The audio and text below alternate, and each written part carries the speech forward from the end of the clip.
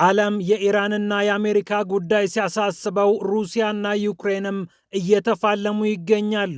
ዩክሬን በደቡባዊ ሩሲያ ጥቃት ስትፈጽም፣ ሩሲያ በበኩሏ በኦዴሳ ክልል ወሳኝ ጥቃት ፈጽሜያለሁ ብላለች። ሩሲያ የንግድ ማዕከል ተመታብኝ ስትል ያሳወቀች ሲሆን በዩክሬን የሚገኘው ወታደራዊ መሠረተ ልማት ክፉኛ ተመቷል ስትልም አሳውቃለች። የፑቲን ሀገር ሩሲያ ፍልሚያው ተጧጡፏል። ሚሳኤሉ ድሮኑ እየዘነበ ይገኛል። ጉዳዩን ይዘነዋል። ይህ እንደተጠበቀ ሆኖ የሩሲያ ጦር ኃይሎች የካርኮቫን ግዛት ወሳኝ ስፍራ አስለቅቀናል ብለዋል። የዩክሬንን የአቅርቦት ሰንሰለት ይቆራርጣል የተባለው ይህ ወሳኝ መሬት ሩሲያ የጀመረችውን ወታደራዊ ዘመቻ የሚያጠናክር ነው ተብሎ በክሬምሊን ታምኖበታል። ይህ እንደተጠበቀ ሆኖ የእስያ ሀገራት አሁንም ከአሜሪካ ጫንቃ እየተላቀቁ አይደለም። የአሜሪካ የውጭ ጉዳይ ሚኒስትር ማርኮ ሩቢዮ ደግሞ አይዟችሁ አንረሳችሁም እያሉ ይገኛሉ። በቻይና ምክንያት በአሜሪካ ጥላ ስር የተሰባሰቡት የደቡብ እስያ ሀገራት ደግሞ የአሜሪካ አካሄድ ክፉኛ አስፈርቷቸዋል። የራሳቸውን ወታደራዊ ማዕከላትንም እየገነቡ ይገኛሉ ተብሏል። አሜሪካ ግን የውጭ ጉዳይ ሚኒስትሯን ልካ ከቻይና ጋር ያላትን ግንኙነት ለዘብ ማድረግ ፈልጋለች። በመስከረም ወር አሜሪካ ይመጣሉ ተብለው የሚጠበቁት የቻይናው ፕሬዝዳንትን በተመለከተም የቻይናው የውጭ ጉዳይ ሚኒስትርና የአሜሪካ አቻቸው መክረዋል ነው የተባለው። ጉዳዩን በስፋት እንቃኘዋለን።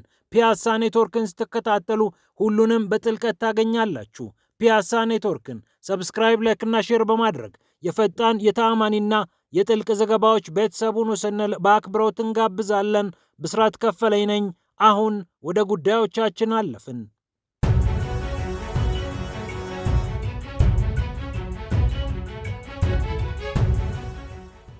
ዓለም በአሜሪካና ኢራን ፍልሚያ ሲጠመድ፣ ሩሲያና ዩክሬንም ፍልሚያውን ተያይዘውታል። ዩክሬን በደቡባዊ ሩሲያ የፈጸመችው ጥቃትም መነጋገሪያ ሆኗል። ዋይልድ ቤሪስ ይባላል ግዙፉ ተቋም። የኢንተርኔት የመገበያያ መድረክ ነው። የሩሲያው አማዞን ሲሉ በርካቶች ይጠሩታል። በኢንተርኔት ዕቃ ይታዘዛል፣ ከግዙፉ መጋዘን እየተመዘዘ ይወጣል፣ ለሰዎች ይደርሳል። ዋይልድ ቤሪስ በዋናነት የሚሰራው ይህንን ነው።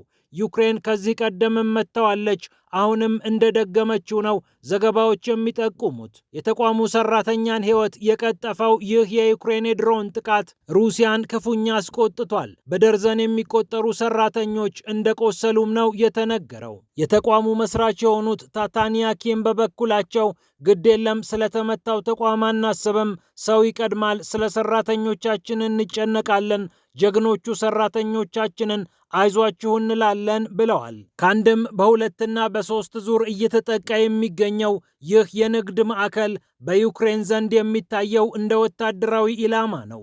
ለድሮንና ለሚሳኤል የሚያስፈልጉ ግብዓቶችን ይሸጣል፣ ያስመጣል፣ ለጦር ሰራዊቱ በድብቅ ያስተላልፋል የሚል ሐሜት ከወደ ዩክሬን ዘንድ አለ። ሩሲያ በበኩሏ ይህ ንጹህ የንግድ ተቋም ነው ስትል ትከላከላለች። ታዲያ ጥቃቱ ተፋፍሞ ሲቀጥል ሩሲያም የምመታውን መትቻለሁ እያለች ነው። በኦዴሳ ክልል ወሳኝ የሚባሉ ወታደራዊ መሠረተ ልማቶችን አውድም ያለው፣ ለጦሩ ግብዓት የሚያቀርቡ ተቋማትንም አውድም ያለው ብላለች። በኦዴሳ የኔፕቱን 2 የባህር ላይ ሚሳኤሎችን ጨምሮ የተለያዩ ሚሳኤል ማስወንጨፊያዎችንና ተሽከርካሪዎችን እንዲሁም ለጦሩ ግብዓት የሚያቀርቡ የነዳጅ ማጠራቀሚያዎችን፣ ጀልባዎችንና ሌሎችንም ወሳኝ መሳሪያዎች መትቻለሁ ነው ያለችው ሩሲያ። የሩሲያ ጦር ኃይል ከአየር ወደ ምድር የሚወነጨፉ ሚሳኤሎችንና ሌሎችንም መሳሪያዎች ጨምሮ በድሮን ጭምር ጥቃቱን እንደፈጸመ ባቀረበው ሪፖርት ላይ አመላክቷል። ራሽያ ቱዴይ እንደዘገበው የዩክሬን የሎጂስቲክስ ማዕከላት ኢላማ ተደርገው ተመትተዋል።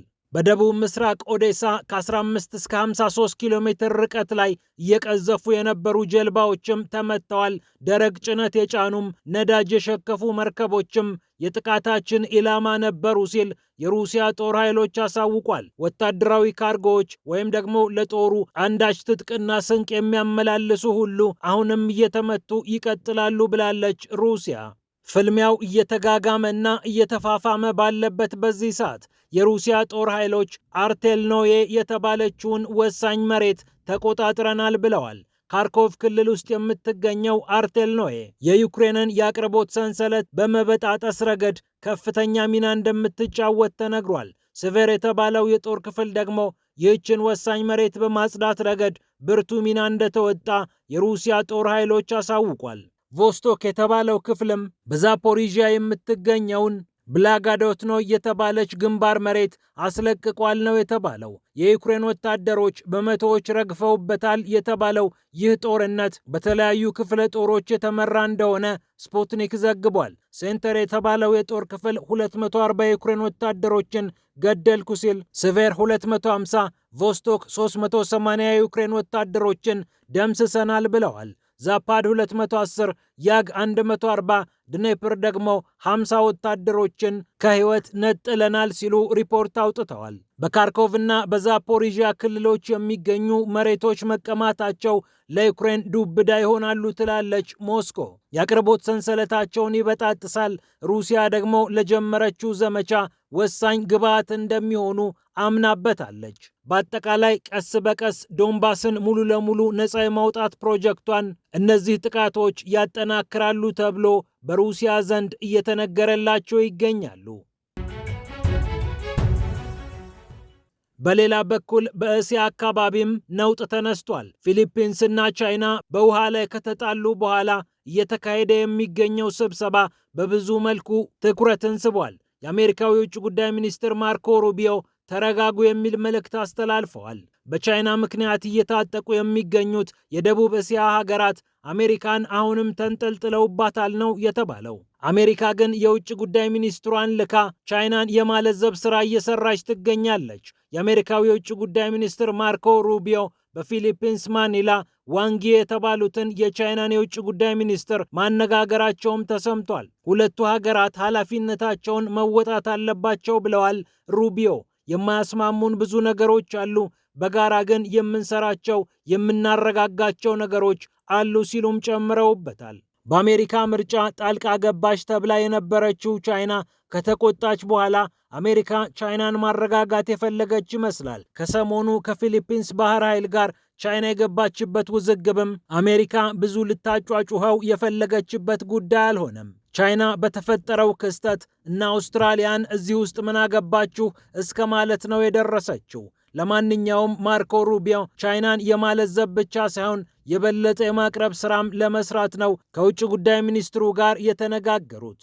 በመስከረም ወር ሺጂንፒንግ የቻይናው ፕሬዝዳንት ወደ ዋሽንግተን ያቀናሉ ተብሎ ይጠበቃል። ይህንን ጉብኝት ለማሳካት ሁለቱ የውጭ ጉዳይ ሚኒስትሮች የቤት ስራቸውን እየሰሩ እንደሆነም አትተዋል። የአሜሪካ አጋሮች ግን የተጨነቁ ይመስላል። አሜሪካ ብትጥለንስ ብታጣጥለንስ የሚለው ሐሳባቸው ገዝፎ እየታየ ይገኛል።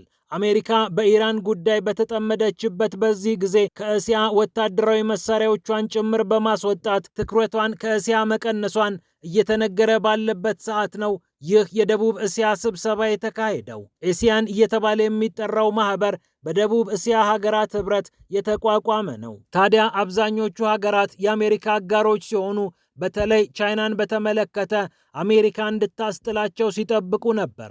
አሜሪካ ደግሞ አጋሮቿን የማበሳጨት ስትፈልጉ ክፈሉና መሳሪያን ውሰዱ ወደ ማለት አቅጣጫ በመሄዷ እነዚህ የእስያ ሀገራት ተጨንቀዋል።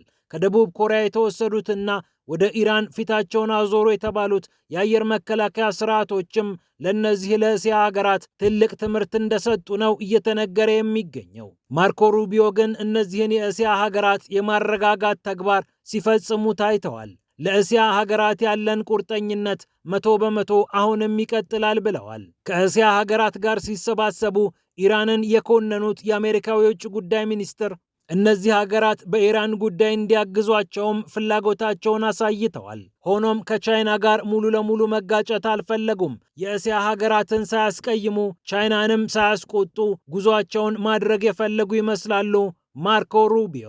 ፒያሳ ኔትወርክን ስትከታተሉ ስለቆያችሁ ክብረት ይስጥልን ብለናል። ፒያሳ ኔትወርክን ሰብስክራይብ፣ ላይክ እና ሼር በማድረግ የፈጣን የተአማኒና የጥልቅ ዘገባዎች ቤተሰቡን ስንል በአክብሮት እንጋብዛለን።